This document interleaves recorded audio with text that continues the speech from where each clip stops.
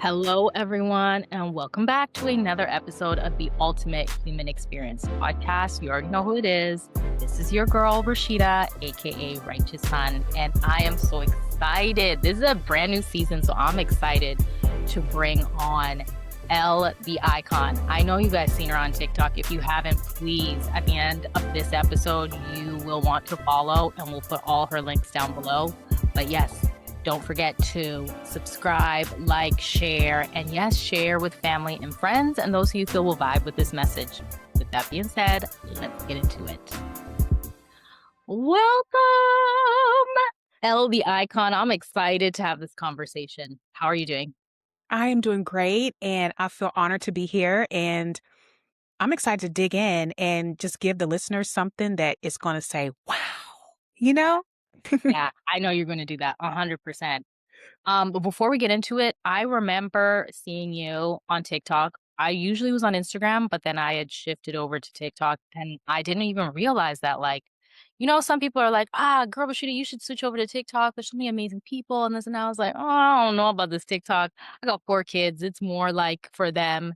And then I said, you know what? Why not? Like, let's go into it. And I found you. And right away, I had to follow you because you were walking in nature, which I love to do. You were talking about the trees and how they speak to us. And I'm like, yes, I know. And I'm not the only one who believes this. And you're sharing it with so many people and you've garnered so many followers. And I just love the fact that you continue to share your truth and your story. And you get to share the knowledge of what the trees and what nature brings, not just to us, but like to our souls. So please share all about your story and all about LV Icon. Absolutely. Um, if I may mention something before we go into my story, you mentioned how you shifted from Instagram to TikTok. I had a similar experience, and that's how I ended up on TikTok. I was on Facebook, I was on Instagram, and it just didn't feel right. And I was trying to show up, and I couldn't quite put my finger on what was happening. And speaking of following our intuition, I just leaned into what I felt like was the right decision. And I shut down my Facebook, I shut down my Instagram, and I said, I am going to focus solely on TikTok. This is my space. Now, this was over like 3.5 years ago. I'm not sure. Did you follow my old account? Did you know anything about that account? I don't know. I don't think so. Oh, wow. I had a whole nother world in life prior to this TikTok account. But long story short, I started on TikTok about 3.5 years ago, and I was able to grow that account to about 170 something followers in a very short period of time. And it was the result of leaning into what was natural for me. And what I realized was I had shifted from living a life for other people. And I now was living life according to how my body was guiding me. And that can often be very conflicting with how we're socially conditioned to show up in the world. And in order for me to be fully in alignment and to feel good in my body and to fully allow things to create and come to life, I had to honor that. So I understand exactly, that shift that you experienced because I had the exact same shift. Yeah, Hmm. thank you for sharing that piece. I love what you said about showing up for other people. You decided to switch that and say, no, I don't want to show up. It's like putting on a mask for other people. And you said, I'm going to trust and start listening to my body and I'm going to show up for myself. What is my body telling me to just like having a conversation? I've been literally in that moment right now where like my body is speaking very clearly to me and I'm listening and we're having like great dialogue and I love every minute of it. It is very different and I can understand where you're saying that conflicting because it's a confusion because you're switching from this old version to this new version. And the new version now you got to build a new relationship with this one and watch how it unfolds. So thank you for just sharing that piece. Absolutely. And speaking of my story, that has been part of the process as I've reemerged as the tree lady is creating a life that feels good to me, that fully honors myself. And as you mentioned, having that internal dialogue And leaning into that, it's not easy. And I realize sometimes I have habits and patterns that I'll fall back into because I don't think to even ask the question, like, how does this honor me? How do I need to move? Then there's also, for me, it's been the internal conflict of, am I ready? Because leaning into what honors me may close a door, may move me, may end a relationship, and sitting with that. And then also sitting with the fact that in areas of my life that I've never honored myself, I'm a baby. So I don't have the answer. And so whatever decision I make, it's going to be the first time I ever made that decision, and I'm making it alone. No one can make it for me. And that has been one of the biggest reality checks and challenges along this journey over the past year and a half of emerging into the tree lady is, man, I'm a baby, like, but I would love to take a moment and step back and just share a little bit of how I started to become the tree lady. I was diagnosed with multiple sclerosis about 3-4 years ago. And that really set me down and forced me to look at my life. And it forced me to look at my life from a hospital bed by myself, staring at a wall. And I realized in that moment I hadn't honored myself, and it had cost me my health. From that point forward, I made a promise to myself, if I wanted to live and survive, which I made that decision, that I had to honor my life and honor myself from that point forward. Because if I didn't, I wasn't going to be here much longer. And so I started that process. I worked a job. I was well into six figures. I had worked my way up in this career, working for the government, actually, from an intern to a branch chief in 6 years. I was making well into six figures. And I intuitively listened and I quit. And I bought a house at the same time. And people thought I was crazy, but it was the right decision to make because at the time that I bought the house, I ended up making tons of money off the house when I sold it. It just the way everything just set up. But long story short, I ended up moving to California because I was having some health complications where I was living in Texas. And to prolong and live my life, I looked up places in the world that's best for people who have multiple sclerosis.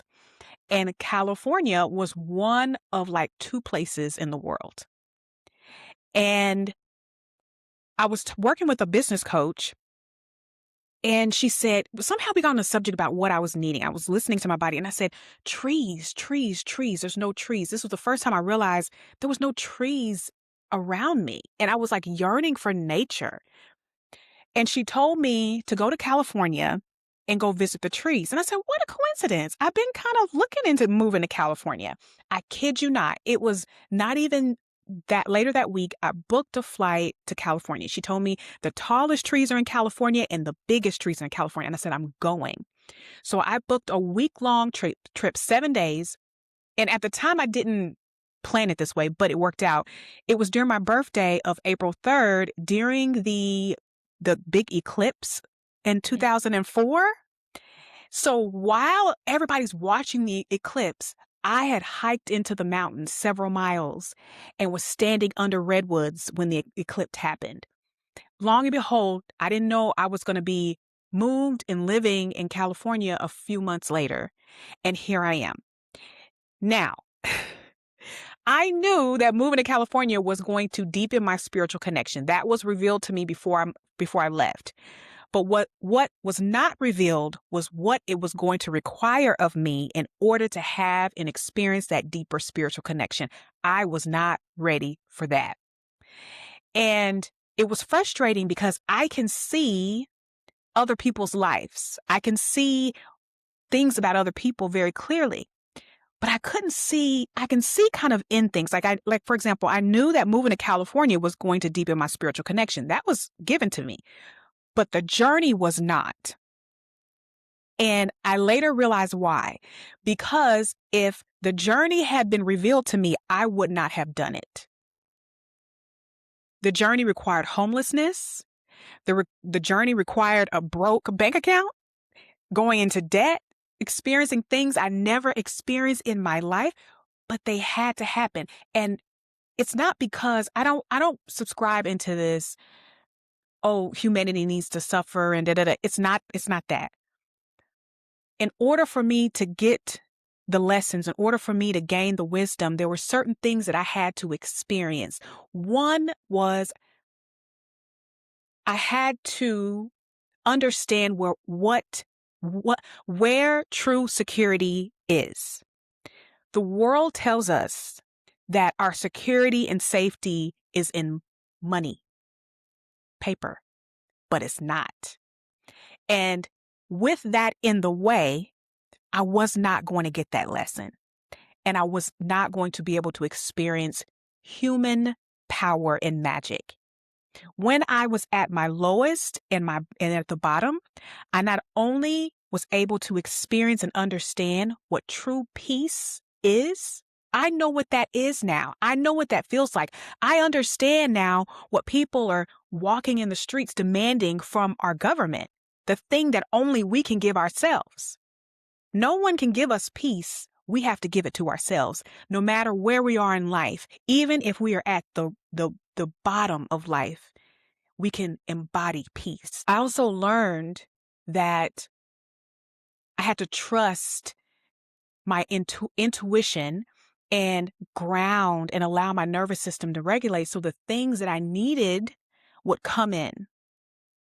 And I feel like the things that I experienced over the past 12 months is a lot of people have experienced it, but I feel like it's where the collective is going to be moving really, really soon. But it's hard because you go through it. It doesn't feel like other people are going through it that are close to you. And it's can be very isolating and lonely, and you're not quite sure what to do with all of that. But I'm grateful to be prepared for all the changes that we're going to be experiencing very soon. Mm.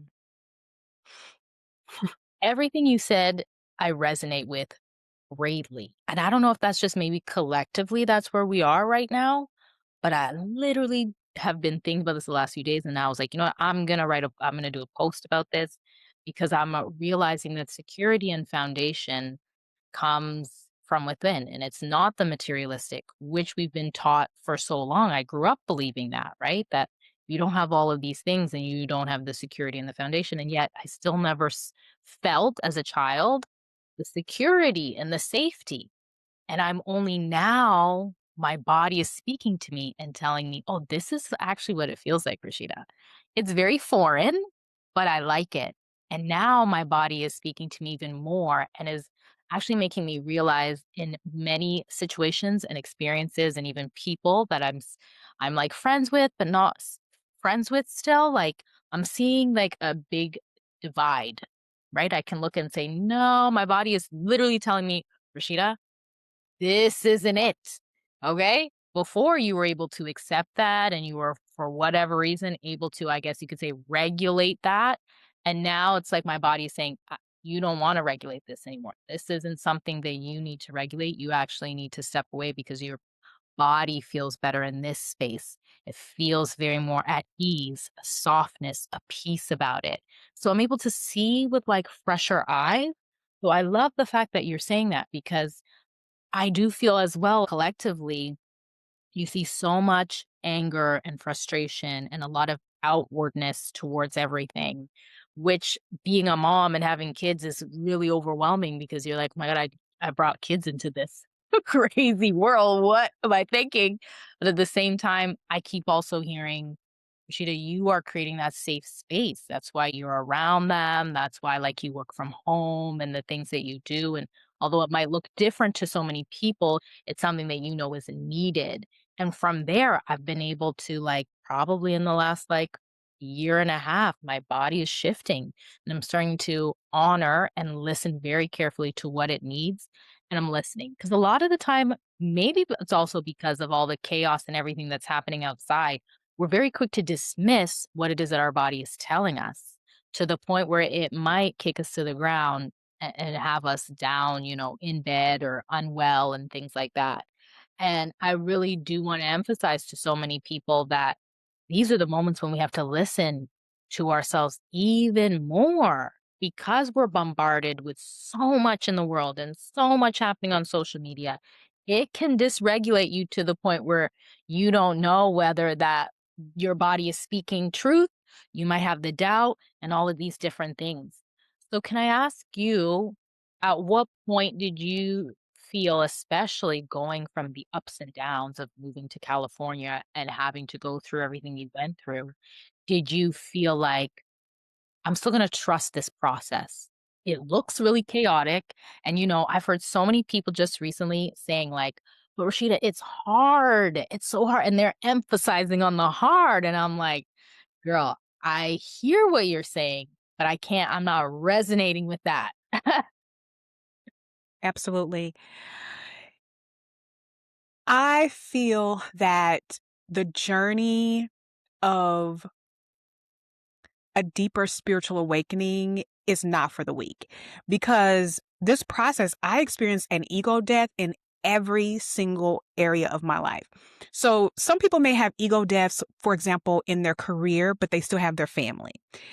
They may lose a partner, but they still have their career. So they don't really have an ego death in like every area of their life. I had an ego death. It was like boom, boom, boom. It was happening all at the same time, to the point it felt like wind blew. Like it's just, I could feel my life just kind of being blown away. It was diabolical. And when I felt that, I actually was on the trail. I was out with the trees. So I don't remember exactly what happened that led me to trust going out onto the trails and sitting with the trees and meditating with the trees, but I just listened. And I think maybe at that point I was like, I don't have anything else to even consider right now. So let's just, do what feels the right thing to do. And it was a great decision. It was very smart, and I didn't understand at the time. But then when I felt the aftermath and the residuals of that experience, I was like, oh, I get it. In chaos, we are to ground. Makes total sense. My body, my spirit was leading me to anchor, to balance my root. And another thing that I felt experienced over the past year and a half is I kept seeing 1111 to the point where it felt almost kind of like, um, it had a mental effect on me. It was in my face like insane. And I realized that 11 is the root. It was trying to like help me, like root, because you're going into a total life shift. And that's exactly what happened. Is my life is completely different. I asked for a life that fully honored me, and it required me to let go of my entire old life. And I have not been able to go back to a lot of things. I've tried to go back to things in moments of discomfort or fear or things like that, and it's not there for me to reach back at. No, the truth is that a lot of people do feel that uncomfortability, and then they wanna go back to something that their body, their ego is used to, and a lot of the time we fall back into that. And then that's when we come back and say, "It's so hard." And yet we've come out Mm. of it, but because that feels more uncomfortable, it's not something we're used to. We're so used to being in like a survival mode that when we're actually in a place of peace, when our nervous system is at its calmest state, it's like a trick for us. It's almost like, "Oh, that's not good enough." You know what I mean? Or it's too good to be true. Let me go back to something that feels more familiar because I know how to manage this. I know how to maneuver through the survival rather than sitting in a place of thriving and just living in a peaceful state. I understand exactly what you're saying, because it is hard, because having to trust the unknown, that's the part that's hard. And that's why it's oftentimes people are too afraid to lean into their deeper spiritual connection, or they give up in the middle of their walk. But what I've learned is that when our nervous system is rested, everything flows. And we are supposed to flow through life. We are not supposed to be fighting anything. We are not supposed to be pushing anything. And when we let go, things happen for our greater good. And it's all meant to do that. And it's also meant to happen with ease. And that is something I had to learn. when I got to Oakland, I'm in Oakland now, and I started dating my partner. By this time, I had pretty much mastered this because life was like, you going to learn this the easy way or the hard way. Okay. And so my presence at that time was very rested and very confident and easy. And we would go out on dates and we would get everything free. And she didn't understand why. She's like, "Oh my gosh, how do we get a $300 dinner for free? How do we get into this?" I said, "Energy." I learned how to move even though we're in this world, energetically, we're still cared for when we are in alignment and our energy is in high frequency and our nervous system is regulated. We are cared for. Miracles happen. Magic happens. And she's always amazed when those things happen. And I'm like, it's just energy. That's all it is. Mm. How important is it then to incorporate nature and to be around trees in order to help that? Because the truth is we cannot do it alone. And people's, on social media are saying all these different tools and things that we can try, but sometimes it's just in the simple things of going outside for a walk. So can you talk more about that? Yes. So when I started to get a little bit more curious and dig deeper into where I felt led spiritually, I started digging around and looking at things on YouTube and stuff. And something didn't sit well with me, and I couldn't quite figure it out until I did. Everything felt like out I had to go learn something outside of myself in order to experience great things in my life or magic or to be in alignment. I had to go through someone, take someone's course to and I'm not where I'm going with this is not about the course. It's about the fact that people have been sharing and teaching that the elements are outside of ourselves and we are to learn them outside of ourselves and experience them outside of ourselves in order to experience the things we want to experience inside of our life. And that is not correct. We already have everything within side of ourselves. So, um, the trees they have a certain frequency. They are of the land, they are of the earth. The earth has a certain type of frequency. Part of our magic and birthright as a human is we have elements and resources in this world, on this land, that are designed to help us be in the right high frequency. We have wood to build houses. We have water to drink. We have animals or fruits and vegetables to eat. Same thing with regulating our nervous system and being able to experience human natural powers that are our birthright. And trees, getting with nature and rooting, getting the body in full alignment. The trees help us root. That is the first place we want to get regulated so the rest of the body can start to regulate. If you notice, the challenges we have often in our world and society stems around the root. Everything's tied to the root. If you can if you can knock the root off balance, you've got the rest of the body can't regulate. And fear is the root, because the root is stability. It is security. So if you're in fear, you can't be in stability and you can't be in safety. The root connected to safety. Mm. Yeah, I agree with you when it comes to that. How then can you, I mean, especially when we live in the city, that can be really tough as well. And if you've always been, I guess, from childhood, a lot of people have experienced trauma that would shake that root. And sometimes it might not even be built up. So, how can somebody, and I would just like to hear your opinion, how can somebody learn or integrate this safety? How can they rebuild that?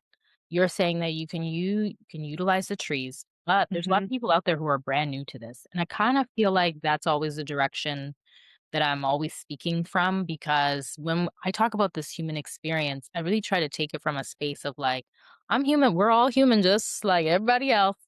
And there's nobody that's different or higher up or anything like that. We're all living this human experience. And I do realize that like there's more people out there than we realize who are very curious but don't know how to even begin.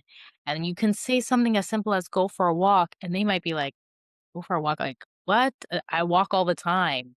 But perhaps it could be just walking with intention, having the intention to go out there to receive, and even moments where you might not even realize that you are receiving that energy to help build that safety and stability.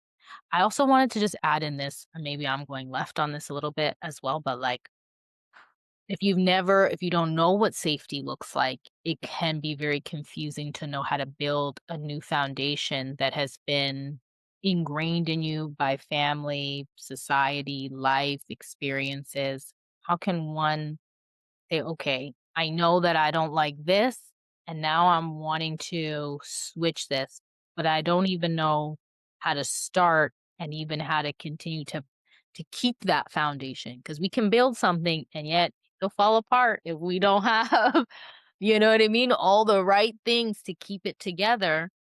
So, what's your thought on that? Great question. The first start is reconnecting fully with our body. And I talk about this a lot on my TikTok page. We can't balance the body without fully experiencing and being connected with the body. We are encouraged to have all the answers before things happen.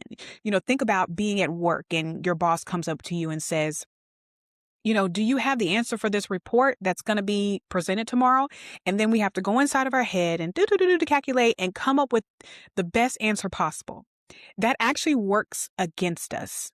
Mm, We're in our head. We need to feel our way through life. So anytime we go into our head, we need to stop. And what I do is I will literally use a hand gesture and I'll pull myself back down into my body. I'll go pull down, go back down into my heart, pull everything down, connect, and allow myself to feel the answer. And whatever I'm feeling in my body, I honor it. So for example, if my boss comes over to me and says, you have a report, sorry about the last minute, you got a report that's due tomorrow and I need you to have the answer.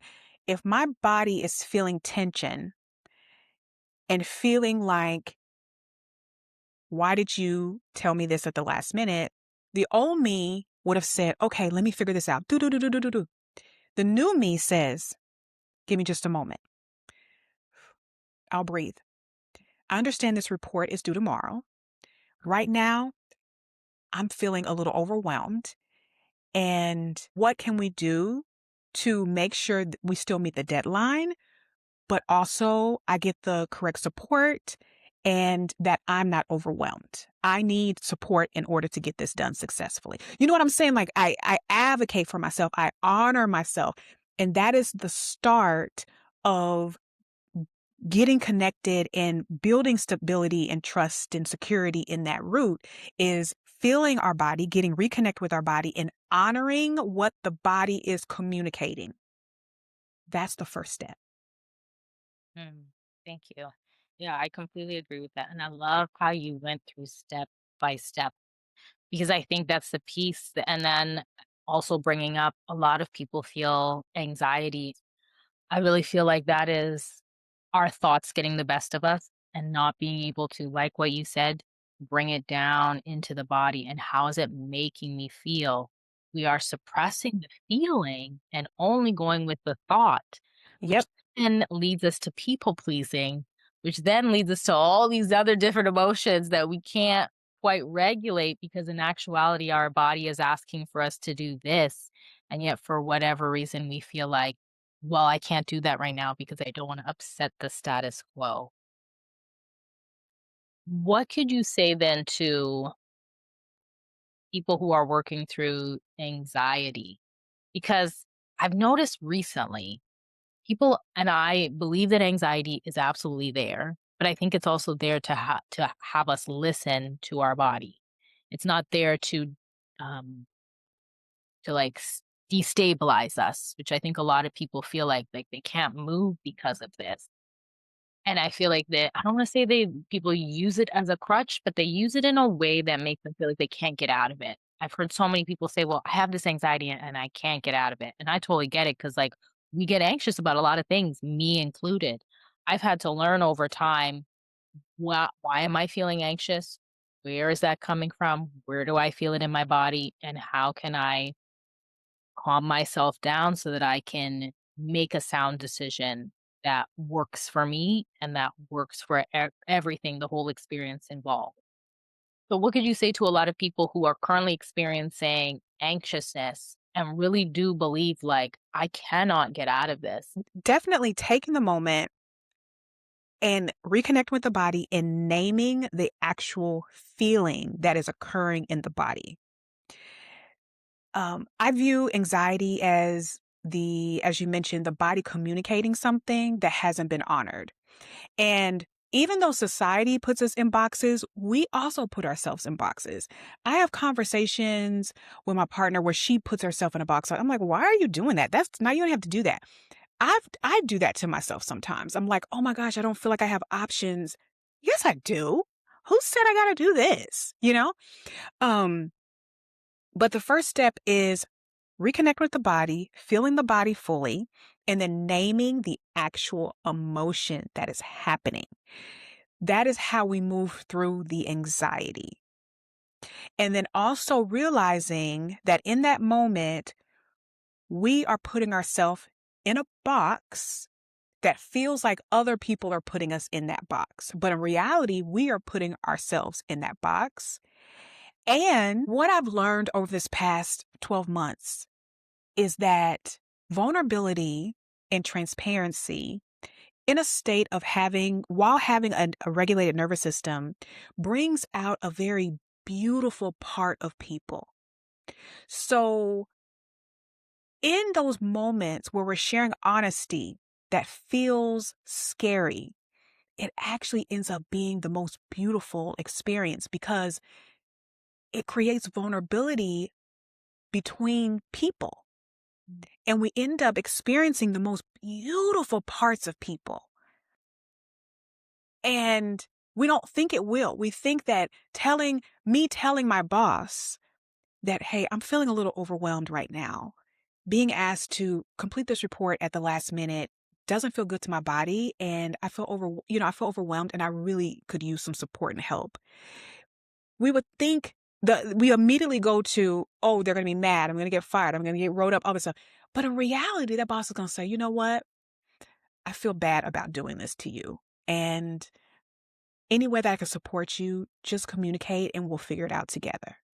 That is what actually happens.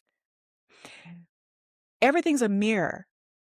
And the more vulnerable and raw we are, the more vulnerability and rawness we experience in other people because there's safety for people to share that with us.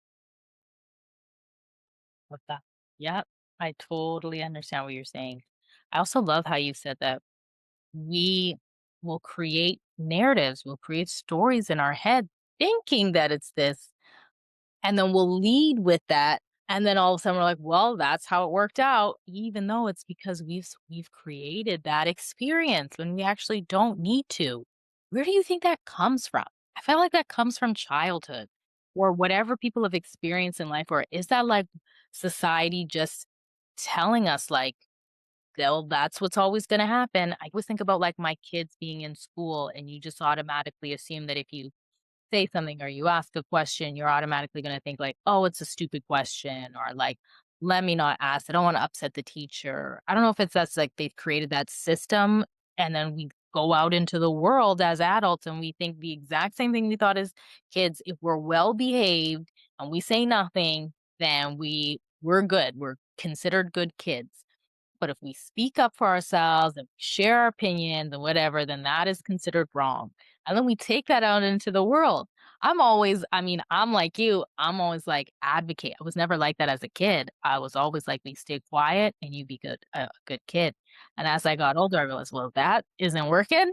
That doesn't make me feel good. It's just making everybody else feel better. And so now I teach my kids especially as they're getting older. Like, it's so important for you to advocate for yourself. Like, I don't even think I had that growing up. Somebody telling me, like, it's okay for you to advocate for yourself at the age of like 16, 17 years old, being in high school. I now share that with my kids. Like, yeah, absolutely. You go in there and you advocate, and you don't know what can happen. But at least you're being honest and you're letting that person know, like, or letting that teacher know, this is how I feel, and let's see where it goes. And a lot of times it's worked out for them. So where do you think that comes from? I think shaped it perfectly, that it's social conditioning. And it is rooted in school. It's rooted in how we were raised with the do's and the don'ts and listening to what our parents have to say without having to share how we're feeling in that moment. I recall moments like that growing up, and I have great parents. However, I remember maybe getting in trouble for something and not being able to share what's going in my body or the even reason why I did it or, things like that. And then in school, we are rewarded for compliance. And so we go into the world and we comply, we comply, we comply. And compliance really it's not always the right thing. It's not always what leads us into alignment in our bodies, um, of whatever that type of compliance is. And so we become adults and it's hard to break those patterns and those cycles. And that also explains why, statistically, when they say your A student versus your C student and how C students end up being more successful financially in the world because they didn't really comply much, but they suffered for it in school, right? You get your hand hit because you're not complying, but really the world life is not complying to the rules of society, but complying to the rules of energy and spirit and the universe, things like that. So, and that group of people tend to lean more into that. So you nailed it. I want to talk about you going through the experience of MS.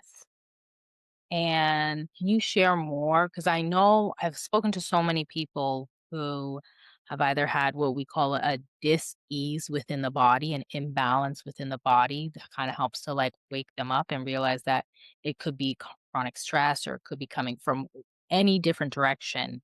And then them having a moment where they sat with themselves and they had that dialogue with their body and said, I'm going to do something that maybe nobody around me has ever done, and it's gonna look so different, and it's going to be not the regular way, as people would say, but I'm gonna do this other way that spirit is speaking to me, and it has led them to, like, this amazing life.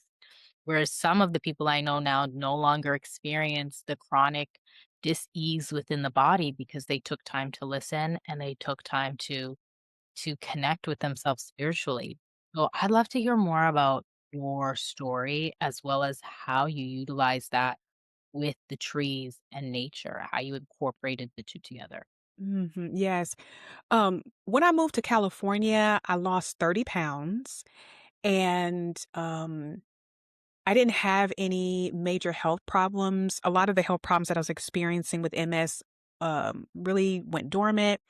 And I would say overall, my health is way better since I've lived in California. And I contribute a lot of that with being in nature. When I am out in the hills, in the mountains, there's something that happens and it's very magical. And it's interesting because people that go out in the hills with me, they notice it. They're like, oh my gosh, it's almost like something my body and my spirit and my light just kind of goes, it just brightens and it's home for me. Having MS, of course, affects the nervous system, which makes sense. I spent years not honoring my nervous system. My body had been banging on the door for years, and I ignored it until it decided it wants to break a little bit. And so, being out in the woods, being out with the trees is what helps regulate my nervous system, helps put ease to my MS, and allows me to flow through life versus push through life. And with an autoimmune disease, this is really important because we can't function the way the world works anymore. I can't push anymore because if I want to live, I've got to learn how to flow and how to attract. And spending time with nature definitely teaches you how to do those things. Mm. Yeah, I agree with you 100%. And I also appreciate that you're saying that the world is not, it can't go in that direction. It probably was never, let's be real, the earth was never going in that direction. That was never a part of the flow and life of the earth. But society and the system has definitely switched it to make us shape ourselves to match that rather than to listen to our body. So you definitely feel like people are moving away from this systematic way of living and are starting to pay more attention to the ebbs and flow of the earth and are paying attention to how the earth is moving, what's happening in the world, and are finding ways to say, you know what? I thought this worked for me, but I'm realizing like it actually doesn't work for me at all. And now I've got to find or even take time to learn how to switch what I've known for so long to something new. What were, like, some of the things that you did, like, I guess maybe the first 2 things or something that you're like, "Well, this system is not working for me anymore, and now I'm gonna take at least 1 or 2 things and start that way." Because I think if you've been separated from nature for so long and have been conditioned to live one way, it can be a little confusing as to like, okay, well, does is this what I'm supposed to do? Just like you said, you walk into nature. I notice it all the time. I'm like, yeah, as soon as I walk through the trees, it feels like I'm in a portal. I'm in something different. And when I walk out, whatever energy, whatever was not meant to stick to me, I leave it in the forest, and I feel like a brand new person every single time. Yeah, absolutely. The first thing that I would say someone could do, or where I saw the shift or things like that, that's a great question because, oh, um, before I had this being drawn to the trees, I did simple things like just go and put my feet in the grass. I would go in the front yard and I would do it when my body told me to do it. I didn't try to control when that happened. So if I was working on something or if I was cooking some food in the kitchen and my body felt like, go put your feet in the grass, I would turn that burner off on that stove. I would go out there and I would just walk around. If I feel like stomping around, I would do that for as long as my body told me to stay out there. And then I would go back in and do whatever I was doing. That's how it really started. And that's a simple way. And going back to what you were saying with living in a city and finding these small ways to ground yourself and root yourself and the challenges that can come with that. That is one way to definitely do that. And meditation, getting into silence, meditating.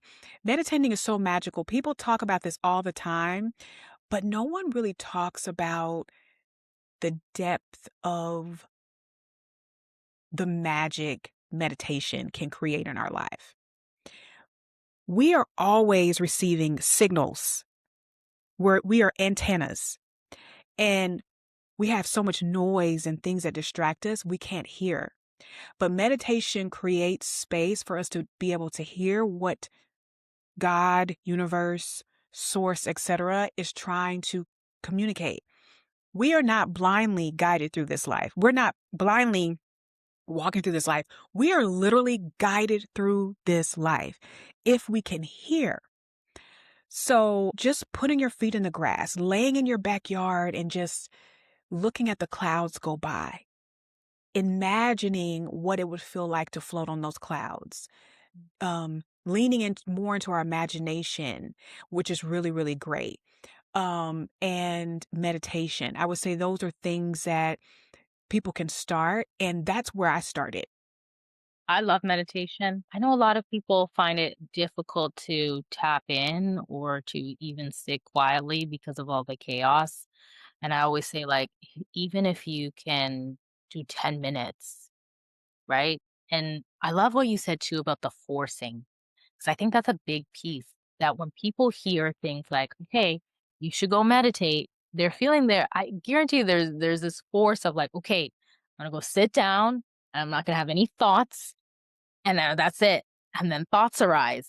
And then there's this control piece, right? Of like, well, now there's thoughts. And so what do I do with these thoughts? And then you want to try to control the thoughts. And you're kind of going, there's like this tug of war going back and forth. So that piece of like just surrendering and allowing the body to lead along with source and creator to tell you what it is that you need. And then trusting to go with that, even if it is just putting your feet in the grass or even just laying down. I really do think that people don't do that enough. I think we do, or we think that like, okay, that feeling of being relaxed is maybe getting on our phone and scrolling or watching our favorite show. And I love those things, but I also feel like it doesn't give your body and your mind an opportunity to actually just be still and to receive whatever messages that comes through. I agree, and I would love to expand the conversation around meditation because I have, like, formulated something that has worked for me in order to focus in, and I use this and I share with other people. So, um, when I'm starting the meditation process, I take a moment and I wanna say love on or cherish or admire the beautiful rainbows behind my eyelids. And so when I close my eyes to meditate, I'm looking at all the colors, whether it's red or purple or what have you. And I just try to focus in on that. And then I make a choice. I make a decision based on what feels best to me. And I focus in on a color, a primary color behind my eyelids. And I use that as my anchor, my root, as I'm meditating. So I'm looking deeper into that color. I'm focused on that color. I'm anchored on that color. Whenever my mind wanders, I come back to that color, to that anchor, and until my mind goes blank and I have no thoughts. And I give myself permission to reset as many times as I need. I don't beat myself up for it. I don't accept the fact that my brain can't silence itself, so I'm just gonna sit here with all the noise now. It's sitting with all the noise is better than nothing, but I give myself permission to reset as many times as I need to until I can anchor and hone in on empty thoughts. Mm. Love how you said that reset. I don't think I've ever heard it in that way, but I love the fact that you're saying it's okay to reset. I definitely think we put a lot of pressure on ourselves for things to be perfect or to look a certain way. And I don't think that's possible because we're human. But to have a moment of saying, like, okay, well, these thoughts are coming through. Let me find a way to reset. Let me find something that I can focus on. And I love that you said the colors behind the eyes. Yeah, to just be an observer rather than to name whatever it is, to allow it to come through, and then to also honor whatever it is and don't question it. A lot of times we question, did that happen? Or did I see that? Or did I feel those things? How important do you find, at least for yourself, like being in nature, has that allowed you to be able to really tap into trusting more of what shows up within the body rather than dismissing it or like having doubt on like, did I feel that? Or because I always feel like trees just know.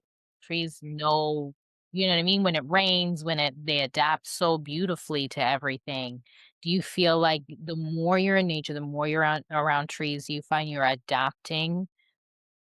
Yes, I feel so rested, so secure, so peaceful, and I I try my best to carry that feeling in back into my home, back into connections. to embody that, to remember what that feeling is. One thing that I was not expecting when I started to spend more time with nature was how nature really embodies so many answers to life. It's insane. Like, the more you spend in nature, it's like not only the trees are communicating something, but the plants, the soil, the animals, all it's like the answers to life are literally in nature. And you start to see these things. It's fascinating. And yeah, I feel like being amongst the trees, being in nature just puts me in a state of being that feels so good and makes me feel like nothing is too much. Not that I want to go back into the world and carry everything on my shoulders. No, it feels like everything's going to be okay. And no matter what happens, it's really not a problem.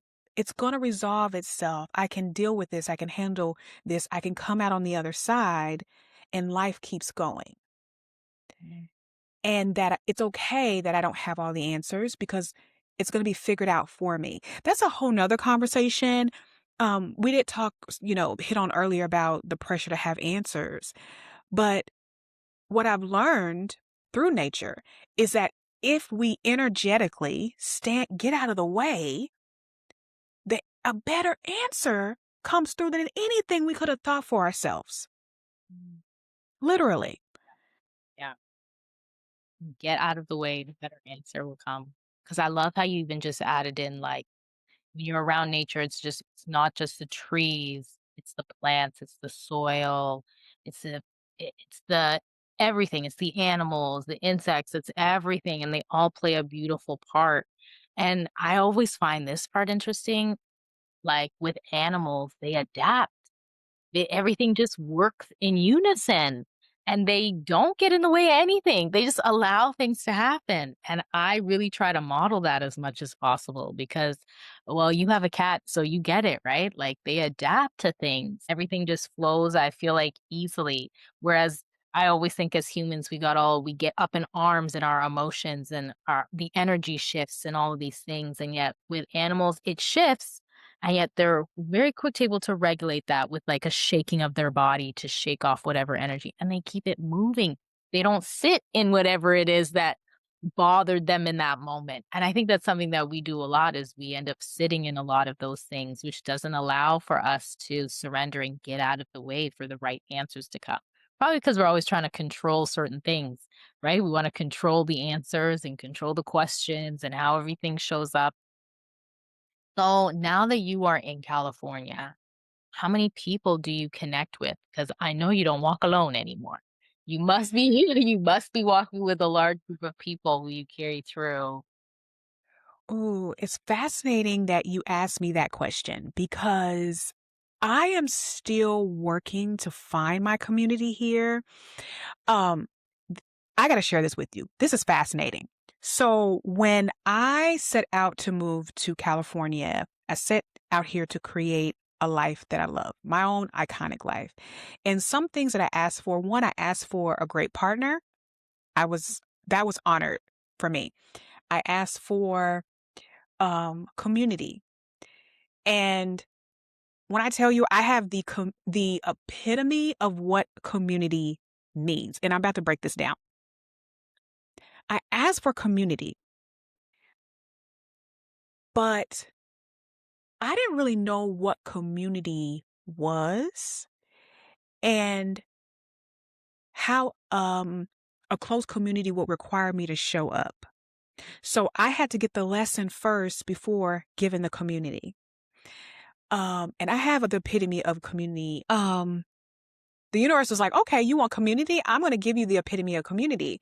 I am an African American woman, and I'm literally surrounded by a lot of people from the continent of Africa. And I live in Oakland, and Oakland is a very diverse space. There's a lot of African American people. There's like, people from all over the world.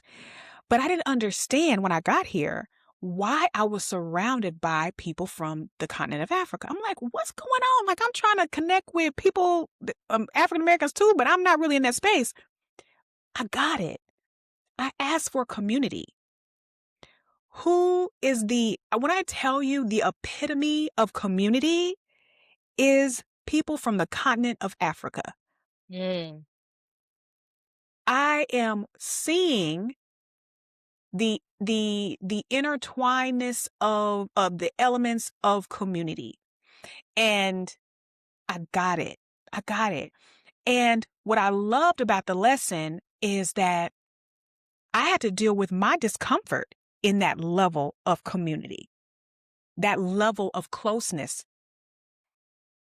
I'm asking for community, but I'm not comfortable with handling what that actually is. You see what I'm saying? Mhm. When I got that, I understood that and I said, let me lean into this because the universe is answering my prayers. I asked for a loving, thriving, supportive community that will always have my back. And I was given that. Now, did it look like what I thought it was going to look like? No, it wasn't. But I was open and it was answered. And I am blessed. I am so blessed. But yeah, I want to share that because, and I really want to, where I really want to go with this is when we are, honoring our journey and our walk and we're stepping outside of the way and letting go of control. We have an idea of how we want that journey to go. We have an idea of what we want that to look like. What we want or want to experience more of is going to be answered. But how we think it should happen may not align us with the desired outcome. We assume that it will. But the universe gives us what we need in order to give us what we want. So the type of community that I was needing and wanting didn't look like what I thought it was supposed to look like and wasn't going to come from where I thought it was going to come from. It aligned me with the spaces and the people that reflected the ultimate desire of community. I love that. I love that you talked about community, the desired outcome of what we think we want, and in actuality, creators like, well, no, this is what you actually need. And it's so important that you talk about community because so many people who are on their spiritual awakening and they're on their journey, you're gonna feel alone. Right? A lot of those people that you used to connect with, you don't align with them anymore. You're not connecting with the same people. They start to fall off whether you like it or not. And then that leaves you feeling really isolated. And you don't know where to begin or where to start when it comes to community. Mhm. What what has that community given you in terms of where you are now spiritually, emotionally, and mentally? I love observing how my community interacts with each other, how they show up for each other, how they support each other, how they don't judge each other. Um, at least the community space that I am in, and how they have each other's back at the end of the day. And I really cherish that. I realized in this process of experiencing community and other things that I didn't think it was going to be packaged a certain way is that I don't always know what's best for myself. That's one thing I had to learn. And I had to learn to lean into things that I don't always want to lean into. But if I feel like it's going to guide me and lead me in the direction I want to really desire to go, to honor that and see how it goes. So just, I think acknowledging the fact that I don't always have the answers. But as you were saying or asking what the community has revealed or learned from it, observation, support, having my back, having their back, being family. even if they're not, your blood relative, spending time together, those type of things. There's just a little bit of a different element that I value and that I'm being exposed to that I didn't have exposure to before. I will also share this. I was raised in Oklahoma, and so there is a Black population there, but not very big. And so I was fascinated how I ended up in Oakland because being in Oakland was not the plan. I actually moved to California to move to Monterey, California, which is not as diverse, which is very parallel to where I came from. But the universe is like, no, baby, I'm about to drop you right into the most diverse community that this country almost has to offer. And I see why. One, I need to learn more about myself. I needed to find that community that felt good to me, family that felt good to me, even love. For the love that I wanted to experience, I had to remove the box of what that looks like. How does that come? And that was a struggle I had for many years. I struggled with love because I had put myself in a box and I couldn't understand why I could not find any comfort in that box. And the moment I let go of that box, I had better experiences in my life. Um, but it things didn't look the way that I thought they were going to look. But as soon as I got out of the way, things just kind of created themselves. One other thing. Oh, I know what I was going to say. You asked me about community. Now, yes, I have a community, but when you mention being around a lot of people, that has been a struggle for me in this new life because my old life I allowed people to have easy access to me, and that I feel like contribute to my diagnosis with MS because I wasn't protecting my energy, and energy sensitive. So I've been really slow about how I emerge myself back into the collective as a whole, and I'm starting to kind of figure that out. I came to the conclusion is that I feel at times that when I'm around a lot of people, I feel drained. And so I had to shift the type of people that I'm telling myself I need to be around. I'm telling myself that I've been telling myself I need to be around people who want to learn about trees, who don't know anything about trees, who want to be exposed to trees. No, no, no, no, no. Why is that? Because that space is going to drain me if I'm constantly giving outside of my body. I'm constantly feeding that. But if I am in community with people who we are sharing space with together and we're wanting to walk through this experience together, that's a mutual exchange of energy. That is what I have come to conclusion not too long ago. So you're definitely going to see more community around me really, really soon. Mm, thank you so much. Oh, everything that you said I resonated with. And I'm currently experiencing every little piece of what you said, like down to a T, and literally probably like it's been very loud recently, but I've been paying attention to the inner dialogue and now it's coming out. And I'm realizing that. So there's obviously I always believe there's always a reason why I connect with certain people and you connected with me. But like everything that you said, currently I'm experiencing those things. And I want to make sure that I continue to honor that because that right there of what you said of being around the people that that you're not always giving out because yeah, that drains you so much. I'm very much realizing that.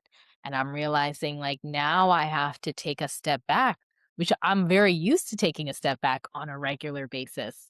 And yet this one feels a little bit more, I don't even know what the word is, but like I just feel like maybe more power within it. I would always step back because I would say this is too much. And now it's like I'm saying I want to step back because I actually want to invite in new people. It's not that I want to take a step back and just be alone.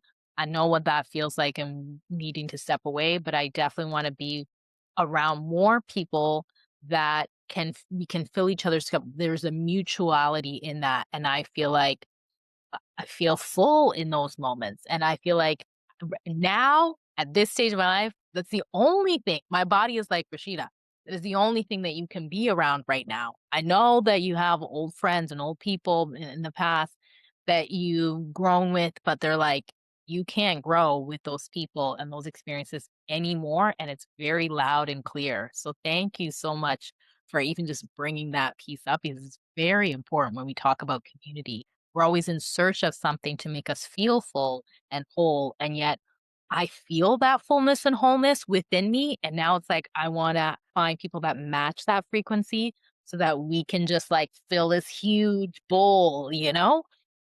So thank you so much. Do you work with people? Because it seems like you're so wise that like, do you help people or how can people like connect with you? Yes. So for years, I actually, my business was one-on-one brand strategy, and marketing. I did that for about 6 years in my business. And then I had to shift when I moved to California. And, um, I have moved into spiritual work. I meet one-on-one with a few people, like a very handful, no more than 8 people a year. I do a hike every quarter where people can go out with me and hike, and we do tree channeling, meditation, those type of things. I am still honestly trying to figure out how to create community beyond that that feels good to me. And that's where I mentioned where I just kind of had that breakthrough a little bit. So I'm figuring that out. Right now, that's where I am. I do have some clients that I have connected with over these past like 6 months that I've met through TikTok, and I'm working with them. So people do come to me very often asking to work with me. And there's a reason why I say buckle up in all my videos. I'm telling you, there's a reason. And I tell people when we start working together, buckle up because your life is going to change. And I'm also very picky about who I work with because of the fact that I need to work with people who are ready for the pivot, the change, the shift, the walking into their highest self, their iconic reality, because within a short period of time, it's going to happen. Um, I had a client I worked with 6 months, and his life is completely different. He moved to a completely different city. He has a completely different job. He has different community. His whole life is different. And you got to be ready for that because it's not for the weak. Yeah. Thank you so much. LB icon. Wow. Like, yeah, people should work with you. Like, They should. They definitely should. I do have a one-on-one life elevation call sessions that people can sign up for, and that is linked in my bio on TikTok. beautiful. Thank you so much, LB icon. This is such a beautiful conversation. I really do hope that it's not our last. The way that you share your story and your experience, it comes in with this like clarity, but also certainty and knowing. And we're in that space now where creator is saying it's now time for us to know, and that comes from within. And I want to continue to meet people like yourself to share those experiences to help as many people as possible who are ready. That's the biggest piece of what you said. You got to be ready for it. And that I truly do believe. Thank you once again, Elle the icon. I'll put all her information down below. This is the Ultimate Human Experience Podcast. We are out. Peace. Thank you.